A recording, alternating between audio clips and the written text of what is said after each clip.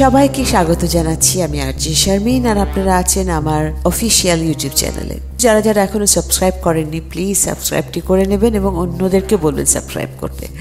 তো আজকে আমরা কুয়াশা ক্লাসিকে যে গল্পটি শুনবো তার নাম হচ্ছে মিসিং ফ্লোর। আসুন তাহলে গল্প শুরু করে ফেলি। কি অদ্ভুত ব্যাপার! ধরুন এমন একটা কিছু দেখছেন যা আসলে বাস্তবে নেই, আবার হয়তো আছে। একে কি বলে? অশরীরী নাকি নিষ্পাপ ছায়া? এমনও তো হতে পারে মরিচিকার মতো আসলে কিছু থেকেও মনে হচ্ছে নেই। আর কেনই বা সব কিছুকে ভৌতিক হতে হবে? অতি প্রাকৃতিক বলেও তো কিছু আছে, থাকতে পারে বৈজ্ঞানিক ব্যাখ্যা।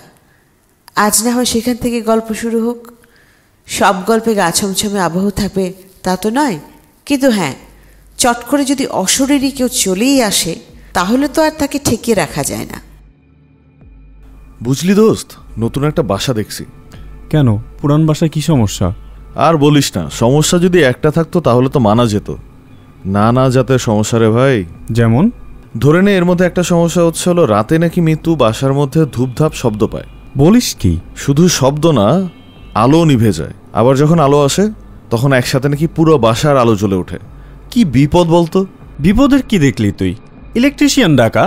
মিতু সাফ জানিয়ে দিয়েছে এই বাসায় থাকা আর চলবে না। সত্যি বলতে কি, বাসাটা অফিস থেকেও অনেকটা দূরেই। তাহলে এখন কোথায় দেখছিস বাসা? অফিস আর সবকিছু মিলে ধরে নে গুলশানের আশেপাশে, এই ধরে নে বাড্ডা অথবা নিকেতন, এই কোনো দিকে। অবশ্য উত্তরাও হতে পারে, তাতেও সমস্যা নেই। উত্তরা কি তোর কাছে মনে হলো? শোন, উত্তরার থেকে আসা এখন অনেক সহজ। আর তাছাড়া বনানীতে মিতুর অফিস, টেকনিক্যালি আমার আগে ওই পৌঁছাবে। এটা অবশ্য ঠিক বলেছিস। ভাবি সুবিধাটাই আগে দেখা উচিত। একদম ঠিক বলছিস। কারণ দেখ, মেয়েটা সারাদিন অফিস করে এসে বাচ্চাগুলো সামলায়, ঘর সামলায়, এত কষ্ট করে মেয়েটা। ওর ইচ্ছা অনিচ্ছাগুলো দেখার দায়িত্ব তো আমারই। আর ইমোশনাল হতে হবে না। বটম লাইন হচ্ছে এখন বাসা দেখতে হবে, তাই তো? হ্যাঁ, আচ্ছা শোন, উত্তরাতেই দেখ দোস্ত। আর যদি বাসা ওদিকে নেই তাহলে বনযোচনা আর শিহরণের স্কুলটাও চেঞ্জ করে ফেলবো। উত্তরার কোন স্কুলে যেন মিতুর এক বান্ধবীও আছে, ও নাকি টিচার। ও বলল ওই সাইডে হলে কোনো ঝামেলাও হবে না। No problem. আচ্ছা, একটা কথা বলি। হ্যাঁ বল। তোকে কেউ তোর বাচ্চার নাম নিয়ে কিছু বলে না? এত বড় কাব্যিক নাম। বলে না আবার। সবাই মোটামুটি কিউরিয়াস, প্রশ্ন করে বনযোছনা, শিহরণ, এ আবার কেমন নাম? আর তখন আমি বলি, যেদিন সকল আড়াল ভেঙে হেসেছিল দুটি মন, সেদিন রাতেই উঠেছে জেগে জোছনা রাঙা বন। ছিল না হাওয়া, ছিল না ছোঁয়া, ছিল না কথোপকথন, ছিল শুধু তোমার মাঝে আমার শিহরণ। বাপ রে, কবি মানুষের চিন্তাভাবনাই দেখি আলাদা। আমি কবি নই রে, কর্পোরেট গোলাম। আচ্ছা দোস্ত, উঠি। বেশি আড্ডায় মজে গেলে আমার গৃহমন্ত্রী আবার চেতে উঠবে। অলরেডি আবার 9টার কাছাকাছি বাজে। ঠিক আছে, হে বন্ধু, বিদায়। আর শোন, বাসার খবরটা পেলে আমাকে একটু জানাস। বলবো, আমি চোখ কান খোলা রাখতেছি। এই কই যাচ্ছিস? কই তারা? আমি তোকে নামাই দিয়ে আসি। চল। বছর 3 আগে মাসুদ আর সবুজ দুইজন একই অফিসে কাজ শুরু করে। এরপর মাসুদ চাকরি বদলে নতুন অফিসে চলে যায়। ভালো সম্মানী, ভালো সুযোগ আর ভালো পদ বলে কথা। আর কেনই বা হবে না? দেখতে ছোটোখাটো হলেও মাসুদকে সবাই বলে ছোট মরিচ। অতএব ঝাল তো বেশি হবেই। যে কাজে হাত দেয় সেটাতেই মাস্টার হয়ে যায় মাসুদ। মাসুদের জীবনের আরেকটা বড় অধ্যায় মিতু। আজ থেকে 6 বছর আগে বিশ্ববিদ্যালয়ের সবচেয়ে পড়ুয়া মেয়েটিকে ভালোবাসায় আপন করে নিয়েছে মাসুদ। এখন বিয়ে 6 বছর চলছে। এত বছর পরও সংসারে প্রেমের কোনো কমতি নেই। এখন 2টো বাচ্চা নিয়ে পড়ুয়া মিতু বেশ ভালো চালাচ্ছে সংসার। মিতু এখন সিনিয়র লেকচারার। মিতুর বোন সেতুও থাকে ওদের সাথে, একটা স্কুলে পড়ায়। সেই স্কুলে মিতুর বড় সন্তানটিও পড়ে। ভালোই চলছিল সব। শুধু একটা ছোট্ট সিদ্ধান্তে বদলে যায় সাজানো গোছানো সংসার।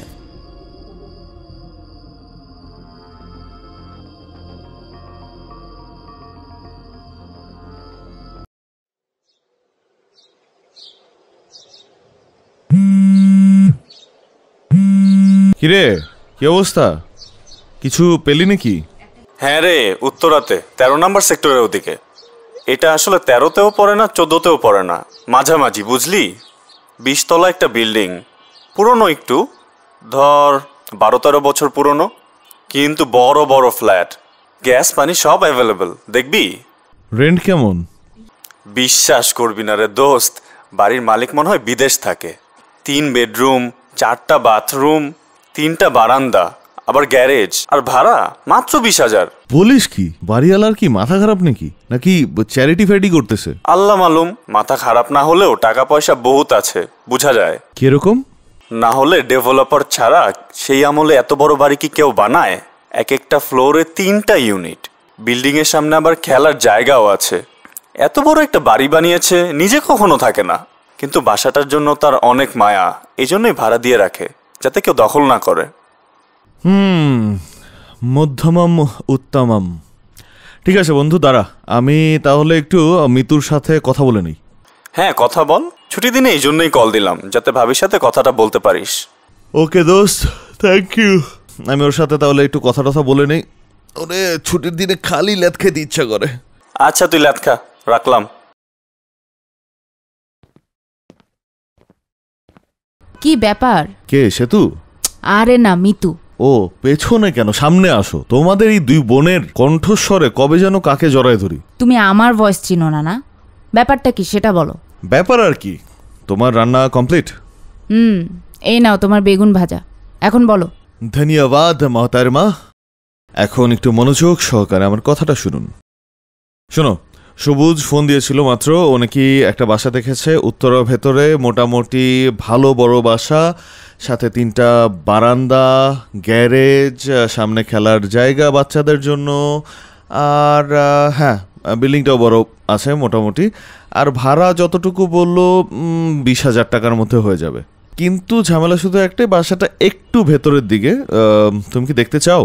দেখতে তো ক্ষতি নেই, চলো দেখে আসি, ভালো লাগলে কথা আগে বাড়ালাম। আজকেই যাবে? চলো, সেতু তো আছেই, ও না হয় বোন আর রনকে দেখে রাখবে। ছুটির দিনে হাজব্যান্ড ওয়াইফ একসাথে বাহিরে, ব্যাপারটা খারাপ না। বাসাও দেখা হলো, আবার একটা ছোটখাটো ডেটও হয়ে গেল। তুমি আছো তোমার তালে। দাঁড়াও, সেতুকে ডাকি। সেতু, এই সেতু, বোন আর রনকে নিয়ে খেতে আয়, অনেক খেলাধুলা হয়েছে। আসছি আপু, 2 মিনিট।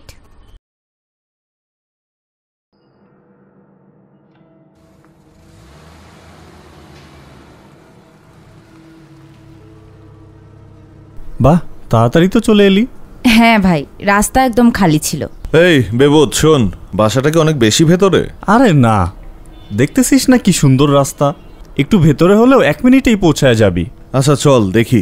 মাসুদ, আমরা কিন্তু বাসা দেখে এখানে এসে আবার ফুচকা খাবো। এখানকার ফুচকাটা অসাধারণ। অবশ্যই ম্যাডাম, আপনার আর কিছু লাগবে? আর যাওয়ার সময় বাচ্চাদের জন্য কিছু খাবার নিয়ে যেতে হবে। জি ম্যাডাম, আপনার অর্ডারটি গ্রহণ করা হয়েছে।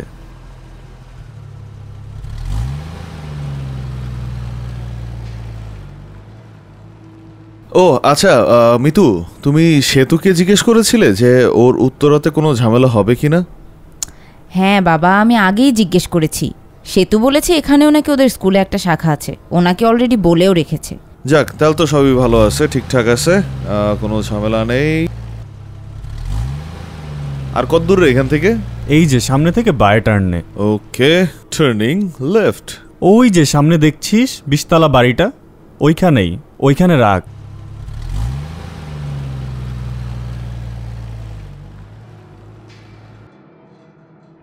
সবুজ মামা, এই বিল্ডিংয়ের ভাড়া এত কম? কোন ফ্লোরে যেন বললি? 12 তলা, 2টা ফ্লোর অবশ্য খালি আছে, 12 আর 14। খামাখা উপরে উঠবি কেন, 12তেই থাক, তাহলে ফার্নিচার ওঠা তো একটু কষ্ট কম হবে। কিন্তু সবুজ ভাই, আপনি তো বলছিলেন বাসাটা অনেক দিন ধরে খালি, এতদিন ধরে খালি কেন? আশেপাশে জিজ্ঞেস করেছিলাম, প্রতিবেশীরা বলল তেমন কিছু জানে না। আজকালকার স্মার্ট মানুষ একজন আরেকজনের খোঁজ খবরই রাখে না। বেশ, আচ্ছা শোন, তাহলে চল আমরা দেখা দেখির পার্টটা শেষ করে ফেলি। চল।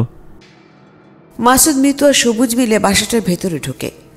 বিশাল গেট, সে পুরোনো আমলের লোহার দরজা, বিশাল ক্যার আওয়াজ করে খুলে যায়। লিফটও সেই পুরনো আমলের। মিতু বেশ ভয়ই পেল। ওরা দেখলো লিফটে একটা অদ্ভুত জিনিস। লিফটে 12 নম্বরের পরের বাটনটা ভারী স্কচ টেপ দিয়ে আটকানো। কি যে লেখা সেটাও পড়া যায় না। আবার 14 তলার বাটন ঠিকই আছে। মিতু বিষয়টাতে বেশ ভয় পেল। 13 নম্বর সংখ্যাটা নিয়ে নানান কুসংস্কার আছে, সেটা তো সবাই জানে। সেটার কোনো বিষয় না তো। মিতু দেখছি মাসুদ এটা খেয়ালই করছে না। এই শোনো, কি ফিসফিস করছো কেন? তুমি দেখেছো? না, বাসা এখনো কোথায় দেখলাম? চলো আগে।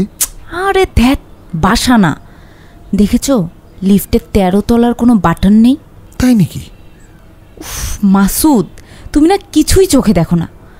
13 তলার বাটনটাতে স্কচ টেপ মারা, দেখোনি তুমি? মিতু, তুমি না টিচার, কি বলতেছো এইসব আবল তাবল? হয়তো বাটনটা নষ্ট, এই জন্য স্কচ টেপ মারা। তুমি জিজ্ঞেস করো তো। কাকে? কি রে, টিনেজারদের মতো ফিসফিস করছিস কেন তোরা? ও মানে মানে ওই সবুজ, ওই লিফটে দেখলাম 13 তলার বাটনটা মনে হয় নষ্ট। কাহিনী কি রে? ও এই কথা? না রে দোস্ত, ভয় পাওয়ার কিছু নেই। আরে ভয় পায় নেই, জানতে চেয়েছি জাস্ট। বিষয়টা হলো বাড়ির মালিকের 13 নাম্বারটা নিয়ে একটু ঝামেলা আছে, তাই এই বিল্ডিংয়ে কোনো 13 তলা নেই। 12 পরে 14। মানুষের 12টা বাজতে শুনছি, এ লোকের তো 13টা বেজে আছে। মানে কি রে এইসবের?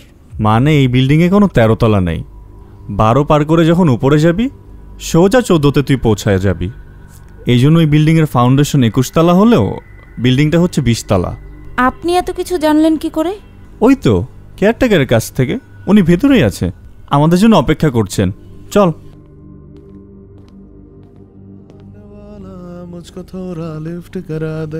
কই তোর কেয়ারটেকার?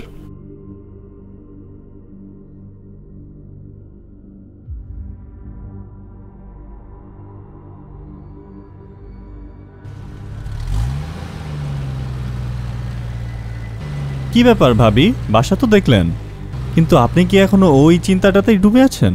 থাকলে বলুন। কেয়ারটেকার বয়স্ক মানুষ, তাকে কথা দিয়েছি, তাকে আশাহত করতে চাই না।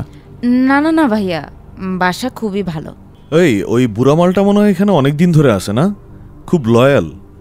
ও, তোদেরকে তো বলাই হয় নাই, এই লোকটা কিন্তু মালিকের ছোটবেলার বন্ধু।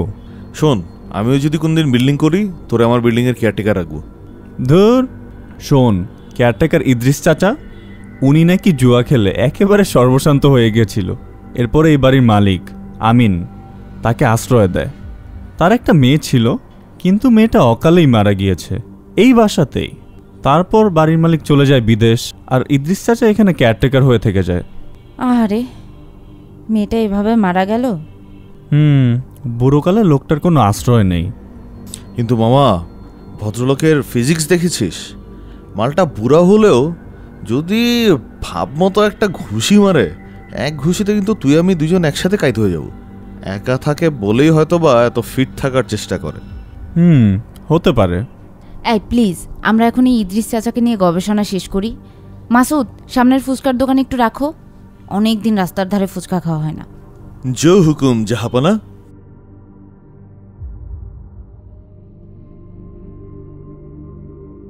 নতুন ভাড়াটিয়া আইতাছে।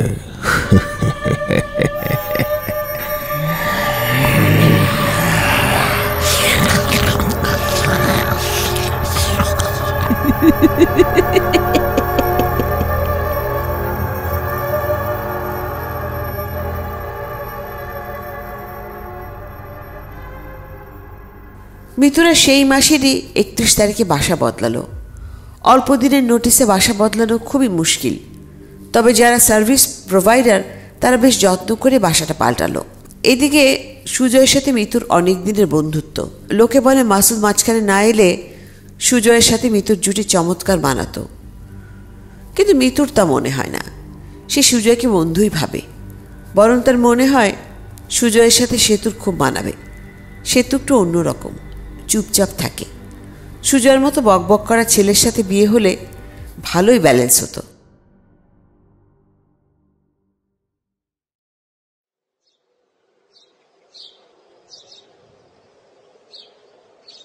মা, কয়তলা বিল্ডিং?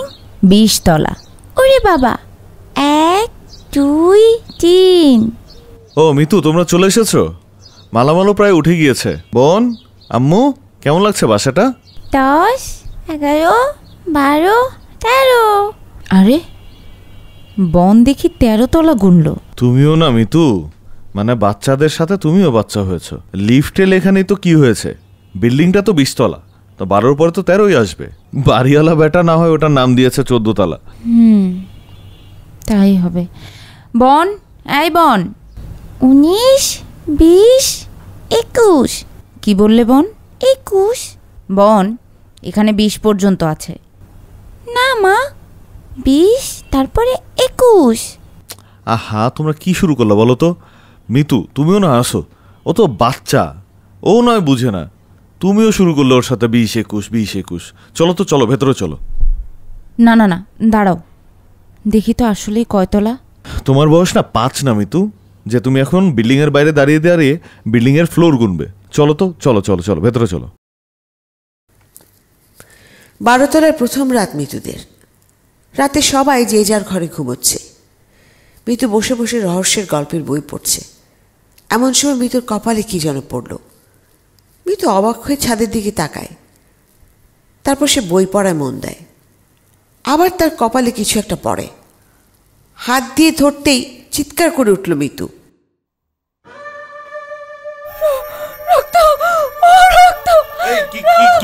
কি হয়েছে মিতু? আমার কপালে রক্ত। কোথায়? উফ মিতু, তুমি না এই সমস্ত ছাইপাশ পড়া বন্ধ করো। এই সমস্ত হরর বইটই পড়ে তোমার মাথাটা না একদম গেছে। মোটেও তোমার কপালে কোনো রক্ত নেই। দেখো, কোথাও কোনো রক্ত নেই। কিন্তু কোনো কিন্তু না। আমি লাইট অফ করে দিতেছি, আর তুমি এই বইটা রাখো রাখো। এখন ঘুমাবা তুমি। না, আমার এখন ঘুম আসবে না মাসুদ। আচ্ছা বাবা, আমি জেগে আছি, আমি তোমার পাশে বসে আছি, তুমি ঘুমাও।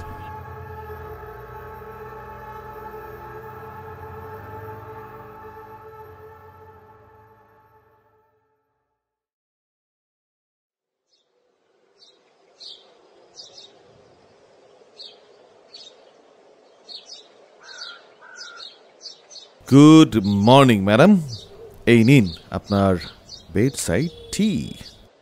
শোনো, আজ তো তোমার কোনো কাজ নেই, তুমি রেস্ট নাও। সব কাজ ঘরের যা কিছু আছে আমি আর সেতু মিলে করে ফেলবো। বাপরে, আমার ওপর এত সদয় কেন? আপা, শুনলাম তুমি নাকি কালকে রাতে ভয় পেয়েছো। কি জানি, আমার মাঝে আসলে এই বিল্ডিংয়ের ওই 13 তলার বিষয়টা ঢুকে গেছে। ওটা মানে মাথা থেকে বেরই হচ্ছে না। আপা, সবাই তো তোমাকে বলছে এই বিল্ডিংয়ের যেটা 13 তলা সেটা আসলে 14 তলা। ঠিক আছে, এখন তুমি এই বিষয়টা মাথা থেকে বের করে দাও তো। কিন্তু জানিস, আমার কাছে না বিষয়টা কেমন যেন অন্যরকম লাগছে সেতু। আমি বুঝলাম, এখন আমরা একটু নাস্তাটা সেরে নিই, পরে এই বিষয়ে আলোচনা করি। হ্যাঁ সেটাই। শোনো, ওঠো, তুমি একটু ফ্রেশ হয়ে নাও, আমরা চট করে নাস্তাটা করে ফেলি। সেতু, তুমি তো বাইরে যাবে শপিংয়ে, তাই না? আচ্ছা, আর শোনো মিতু, সেতু শপিং থেকে আসার পর রান্নাবান্নাটা ও আর আমি মিলে করে ফেলবো, ঠিক আছে? ঠিক আছে, তোমরা যাও, আমি আসছি।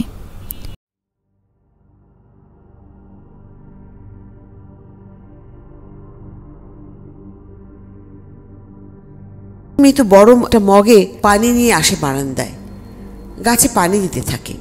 ঠিক তখন উপরতলা থেকে নেমে এলো এক আগন্তুক। চোখের মণিগুলো সাদা, পরনে আলখেল্লা, নখগুলো তীক্ষ্ণ ছুরির মতন চকচক করছে। বারান্দার বাইরে ভাসমান হয়ে আছে, একটু একটু করে গোঙাচ্ছে সে আগন্তুক।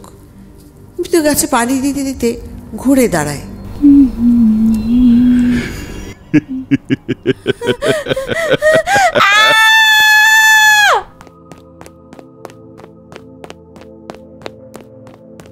মিতু, মিতু, এই মিতু, কি হয়েছে? কি হয়েছে তোমার? কে যেন ওখানে মাসুদ। কি কি বলছো তুমি এসব? বিশ্বাস করো মাসুদ, আমি নিজে দেখেছি। মিতু, আমার মনে হচ্ছে তোমার এই ভূতের মুভিগুলো দেখা আর বইগুলো পড়া এখন অনেক বেশি হয়ে যাচ্ছে। তোমার এগুলো বন্ধ করা উচিত। না না মাসুদ, আমি সত্যি বলছি। আচ্ছা আপি, বুঝলাম তুই হয়তো কিছু একটা দেখেছিস। এখন তুই একটু আরাম করতো, সন্ধ্যা হয়ে গেছে, এখন আর গাছে পানি দিতে হবে না। চল এখান থেকে, চল। হ্যাঁ চল, আস্তে আস্তে আস্তে ওঠো। চলো চলো ভেতরে চলো। মিতুকে রেখে সেতু আর মাসুদ ঘরের বাইরে চলে গেল। মিতু শোবার ঘর থেকে ওদের টিভি দেখার আওয়াজ পাচ্ছে, ভাবলো একটু ওয়াশরুমে যাবে। ওয়াশরুমের দরজাটা খুলেই মিতুর আওয়াজ আটকে গেল। সে দেখলো আয়নায় রক্ত দিয়ে লেখা, বাঁচার কোনো পথ নেই।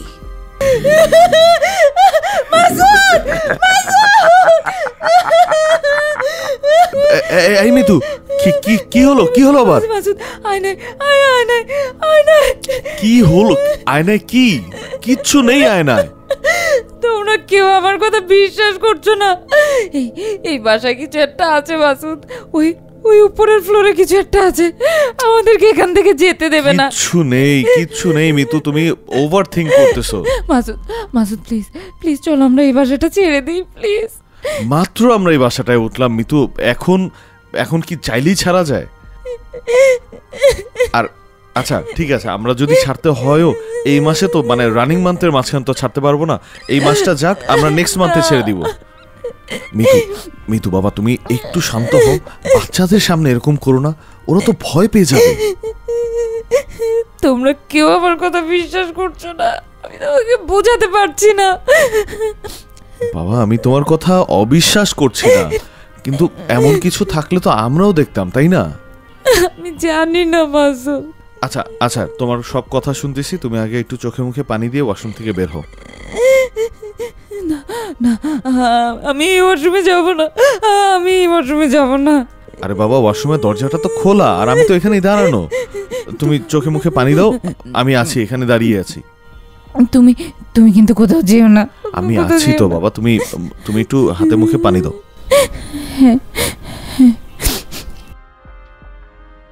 দুই দিন পর সেতু গেছে তার এক বান্ধবীর বিয়েতে। মাসুদ অফিসের পার্টিতে গেছে। মিতু চুপচাপ ঘরের কাজ সারছে। এমন সময় ঘরে একটা আওয়াজ শুরু হলো, রিনরিনের শব্দ। এরপর শুরু হলো বীভৎস হাসি। ধীরে ধীরে আওয়াজ তীব্র হতে থাকে। দৌড়ে পালাতে চায় মিতু। এই ঘর থেকে ও ঘর, ড্রয়িং রুমে এসে দেখে সে বারান্দার আগন্তুক বীভৎস ভঙ্গিতে নাচছে, আর সামনে পড়ে আছে রক্ত মাখা দুটো লাশ। মিতুর শ্বাস বন্ধ হয়ে গেল, লুটিয়ে পড়ল সে মাটিতে। চিরদিনের জন্য চলে গেল মিতু।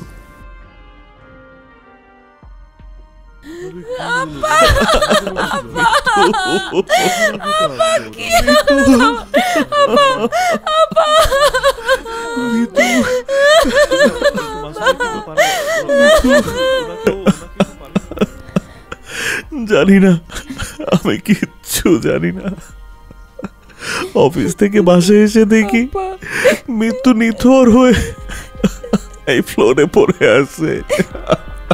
আহারে, আপনারা নতুন প্রতিবেশী, আপনাদের সাথে একটু দেখাও হলো না, তার আগে ভাবি চলে গেলেন। আহারে, বাচ্চা দুটোর জন্য খুব খারাপ লাগছে। আপনি একটু শান্ত হন। কিন্তু যখনই মৃতের সৎকার সম্পন্ন হলো, সেতু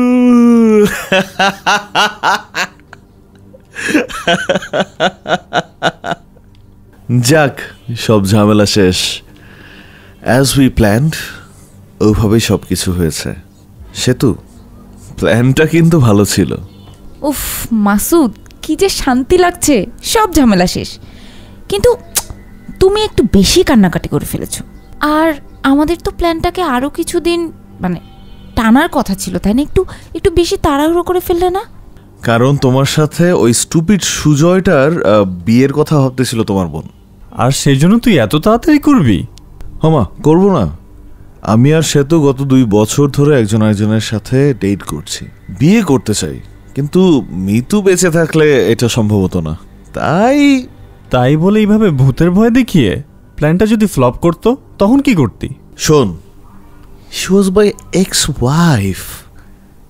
I know যে ও ভূতে ভয় পায়, সো প্ল্যান ফ্লপের কোনো সম্ভাবনাই ছিল না। আমি যখনই শুনছিলাম যে এই বাসার 13 তলা নিয়ে একটা কাহিনী আছে, প্ল্যানটা তখনই আমার মাথায় একদম ফিট হয়ে গেছিল। আর এই জন্যই তুই 21 তলার বাড়িকে 20 তলা বানিয়েছিস, আবার লিফটে তুই স্কচ টেপও লাগিয়েছিস আর ভূত সাজিয়েছিস আমাকে। এটা হলো কিছু হলো মানে? মাস্টার প্ল্যান হয়েছে। যত যাই হোক, আপাকে তো দুনিয়াটা ছাড়তেই হলো, তাই না? আমি তো ভয় পাচ্ছিলাম মিথুন আবার আমাকে চিনে ফেলে। চিনবে থেকে? শোন, তুই না দেখতে এমনিতেও একটু ভূতভূত টাইপের আসুস। এইসব উল্টাপাল্টা কথা বলবি না। আচ্ছা বাদ দে, এখন অনেক রাত হয়েছে, সব বাদ দে, যা ঘুমা, অনেক ধকল গেছে এই কয়দিন।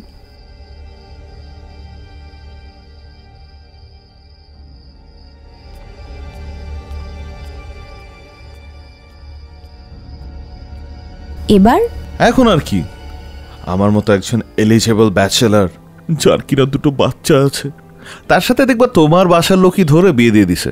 শোনো, থাইল্যান্ড ট্রিপটার কথা মনে আছে তো? বিয়ের পরে কিন্তু আমরা থাইল্যান্ড যাব। হ্যাঁ বাবা, নিয়ে যাব। তোমাকে না নিয়ে গেলে কাকে নিয়ে যাব? তোমাকে থাইল্যান্ডে নিয়ে যাব বলেই তো এতগুলো টাকা জমিয়েছি। চলো, অনেক রাত হয়ে গেছে, এখন ঘুমাতে চলো। সেই দিন রাতে হঠাৎ করে উপরতলা থেকে শব্দ আসতে থাকলো। ছাদে কিছু একটা হচ্ছে। এই মাসুদ, মাসুদ ওঠো তো। কি হয়েছে? আরে ওঠো না, দেখো না উপরতলা থেকে কেমন শব্দ আসছে। এই মাসুদ, সেতু ওঠ তো। আসছি। কিরে, তোরা কি কোনো শব্দ শুনতে পাচ্ছিস উপরের থেকে? হ্যাঁ, একটা শব্দ তো আসতেছে, ধূপধাপ। মাসুদ, আমার কেমন যেন ভয় লাগছে। চল তো, চলো ড্রয়িং রুমে চলো। হ্যাঁ চল চল চল। আওয়াজ বাড়তে থাকলো। এবার শুধু আওয়াজ না, ছাদ থেকে গলগল করে রক্ত পড়ছে। সে তো ভয়ে কাঁপা শুরু করলো। সবুজ রুম থেকে বেরিয়ে দেখে সামনে একটা জীবন্ত লাশ। এক এক করে লাশ বাড়তে থাকে। হঠাৎ লাশগুলো হাঁটা শুরু করে আর চারপাশ থেকে ঘিরে ধরে ওদেরকে। মাসুদ, এগুলো লাশ কিসের? এতগুলো লাশ!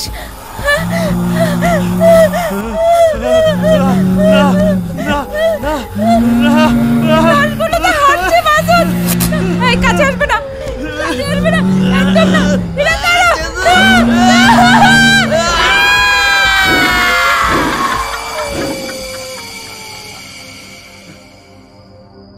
আসলে এই বাড়ির 13 নম্বর ফ্লোর ছিল অভিশপ্ত। সেখানে থাকতো কিছু মানুষ খেকো। সেই মানুষের জোগাড় করত কেয়ারটেকার ইদ্রিস। কারণ এই রক্তখেকোর একজন তার নিজেরই মেয়ে। মেয়েটা কিভাবে যে কালো জাদুর খপ্পরে পড়ে রক্তখেকো হয়ে গেল কেউ জানে না। প্রথমে মারল বাড়িওয়ালাকে, এরপর আরও কত মানুষ। সেই দিনের সে ঘটনার পর ইদ্রিস সাহেব আবার নতুন করে টুলেট লাগায় সে বাড়িতে আর অপেক্ষা করে পরবর্তী শিকারের। তো বন্ধুরা, এই ছিল আজকের কুয়াশা ক্লাসিকের গল্প, যার নাম মিসিং ফ্লোর। আজকের গল্পটির লেখকের নাম রুম্পা এবং নাট্যাংশ পরিচালনায় ছিলেন আনিকা চৌধুরী প্রিয়ন্তী। তো বন্ধুরা, আজকের মতন এখানেই শেষ করছি। সবাই খুব ভালো থাকবেন, সাবধানে থাকবেন, সুস্থ থাকবেন। শুভরাত্রি।